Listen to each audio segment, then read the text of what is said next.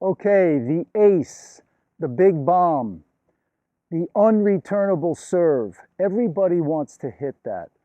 But the first thing you have to realize is that serving big is not always about brute strength. Okay, sure, you want strength as a tennis player, but you also need, for a good serve, a solid, good technique with a throwing motion, and you need very good flexibility in your shoulder joint. And then, of course, you need to work on strength in certain areas. So remember, it's more about technique than anything, because many times you'll see a young junior player out there who weighs about 90 pounds, 100 pounds, and he's really popping that serve in there. He's got good pace on the ball. Whereas another guy, an adult may come out who's a weightlifter. You know, he can bench 350 pounds in the gym, but he's not serving as big as the 90-pound junior player. He's got a bigger serve, the 90-pounder. This guy weighs 200, he benches 350, but he doesn't have the flexibility, he doesn't have the technique. Okay, so the key is you need good technique, and it's all about a throwing motion. Now, when you set up to hit your serve, when you get to this point here, the so-called trophy pose position, okay, from this point right here, the palm of my hand is facing down. Now, this is key, the palm facing down. If the palm goes up back here, you're going to get the patty cake serve, okay? You need to keep that palm down so that once you get here, now the hitting shoulder is going to turn towards the ball, towards the toss to make the hit. So as the hitting shoulder starts to turn, the hitting arm goes spaghetti. That means it just totally relaxes, so you can get good racket drop, which is here. You want to let the racket drop here, and that's going to help you generate speed. You're going to accelerate from there going up to the ball. So the key is, though, you have to get that throwing motion with the palm down, because many players do not own a good throwing motion. So when you come back with your hitting hand, the palm stays down. Now, if you watch a pitcher in baseball, a catcher in baseball, or a quarterback in football, they all have excellent throwing motions. Now, once they get to here, the palm of the hand would never come up. Okay, that's going to give you the patty cake throw. What you want to do is keep the palm down so that from here now, my toss would be there, hitting hand is here. Now, as I start to go, remember, the shoulder's going towards the ball. And as the shoulder goes, the arm is going to relax at the elbow. And that's where the racket drop would happen. That's how you develop a throwing motion. So you're here, there's your toss. From here, you're going to go to there. And that gives you a fling. That's what I call it. You get that fling with very little effort. So if you live near a wall where you can throw against a wall, that's great practice. So you go to the beach and you have a catch with a tennis ball and just work on your throwing motion. It's going to help your serve tremendously. The other thing is, if you're at a court and you just want to throw the ball over the net, to have your buddy partner over there and just throw the ball back and forth and work on that throwing motion. It's going to be key to developing racket head speed with very little effort.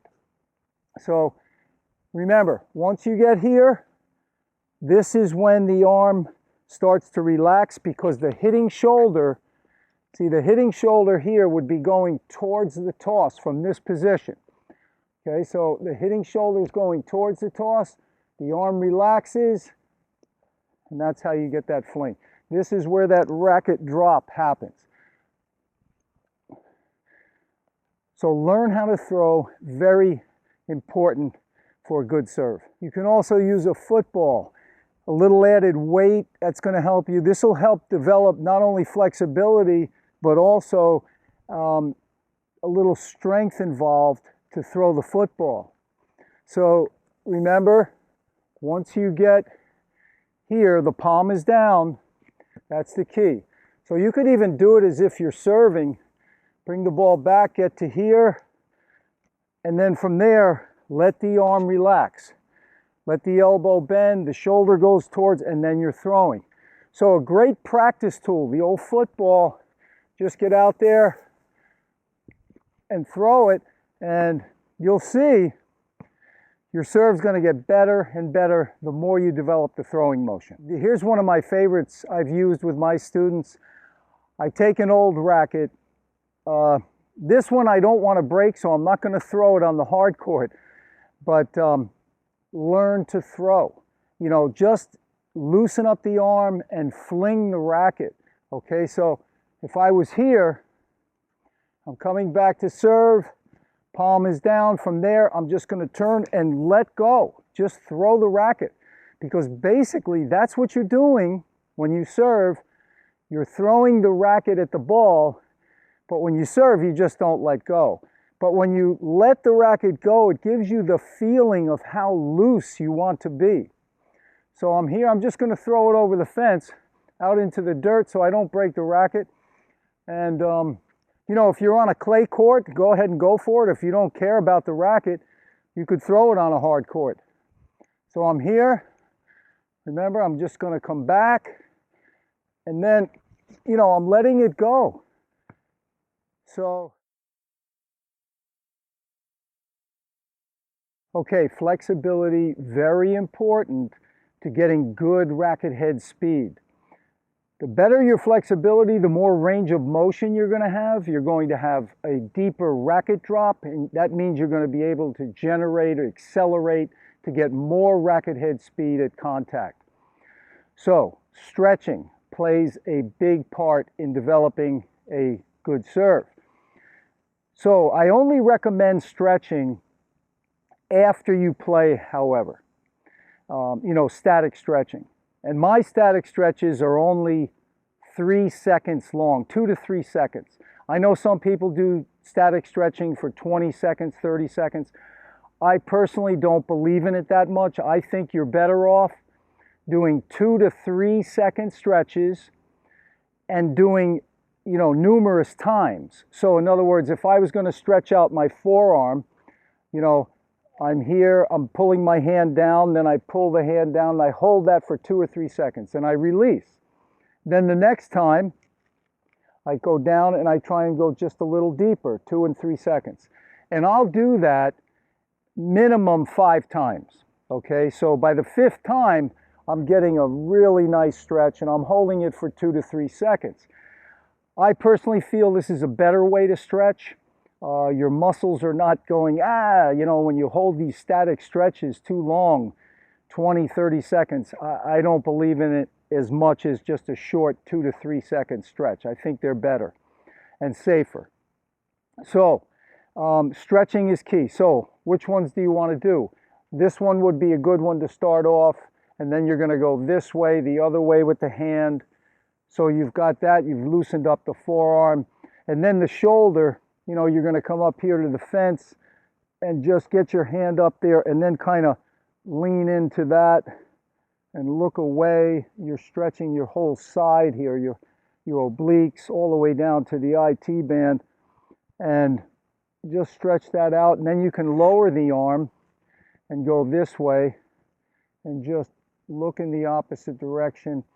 And just 2 or 3 seconds, release, and then come back, and the next time you try and go a little deeper, release, next time a little deeper, And you're going to see your flexibility is going to start to improve, and you're going to get more racket head speed. So the other ones you might want to do is this one here, where you're pulling down, trying to reach down your back here. Good for your tricep. So you just want to get that shoulder really loosened up. Another one that I like to do is be on a fence here, and here, let me do it with this hand. And you can see that I'm stretching all of this here. I can feel this all the way down to here. So now I'm pulling this, stretching this, and I'm coming under this way. And it intensifies the stretch. That's a very good one. And then there's this one where you're down on the ground and you're just going to stretch out your shoulders as far as you can and then lean back into it.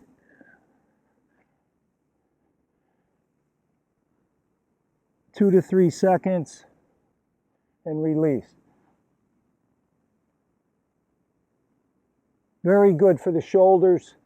And then here's another thing that I do to really improve my range of motion. As I get older, I really need to keep that range of motion that I've developed. I don't want to lose it. So I take a weighted racket. You could just put a cover on your racket, that would help. This racket, I have a little metal plate in here that had some weight to it, so I taped it to the strings. This racket probably weighs 2 to 3 pounds. So you could take, a 2 to 3 pound dumbbell, which would work, but I like the racket because the weight is more in the head of the racket. So it's really pulling when I go here, and when I drop, see, this is, the weight of the racket is pulling down, so I'm going to be able to get more racket drop.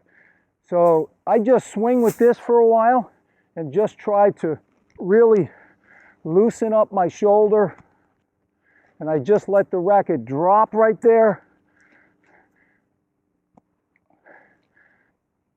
This really increases your range of motion, and it's a great warm-up.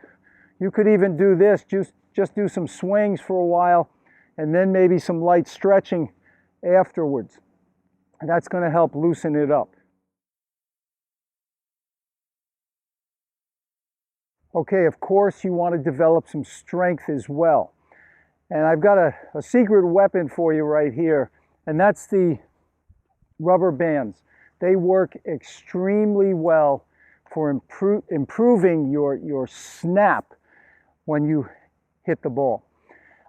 What happens is the rubber bands properties, because our muscles are similar to rubber bands. So when you take the rubber band, this is a pretty strong one here, and you want to pull the rubber band to 60 to 70% of max strength. So right here, I'd be serving in that direction. Now from here, I've done the racket drop. In other words, the racket dropped, and now I'm coming up to hit the ball. Now, as I'm coming up to hit, I'm going to pull the band to about halfway, and then I just hold it. This is when the downloading takes place. The rubber band's properties are being downloaded to my muscles. You hold that for 10 to 15 seconds and then release. You wait another 10 to 15 seconds, you do it again.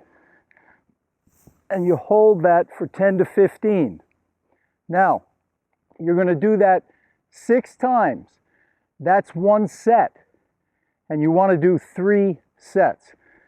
So this is a very valuable tool. If you can get some rubber bands like this, really helps take your serve up a notch, because your arm starts to snap like a rubber band. Extremely fast. Great for your serve. Okay, another way to really take your serve up a notch is to use a med ball. Stephanie and I have an 8-pounder here, and we're just going to show you a simple exercise where you can really load with the med ball, drop the rear hip down, and then just explode out. It's really going to help give you more explosive power with the serve. Anything you wanted to mention about it? Yeah, try to toss the ball high because you want to go Think up. up. With Yeah, the you want to don't think. want to hit it like down. Yes, yes. So try and throw the ball high because, as Stephanie mentioned, that way you're going up towards the toss, up towards the ball. That's the way you want to go, up and then out. All right, here we go.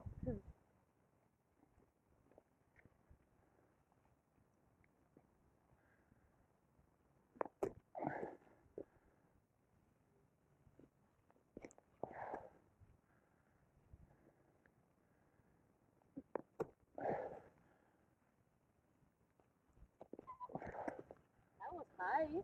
There's power in this thing. I'm getting some power here.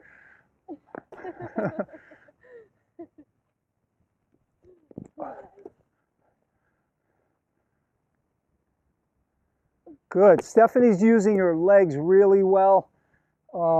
When you come down here, you want to load the legs, and the rear hip, you want to keep it back, and then you're just going to come around from here, go up.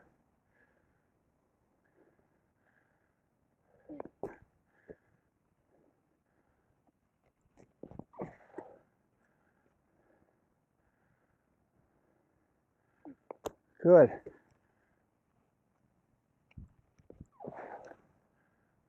Last one, Stephanie. Here we go. Very good. All right, so use that med ball. Really going to make a difference in the explosiveness with your serve.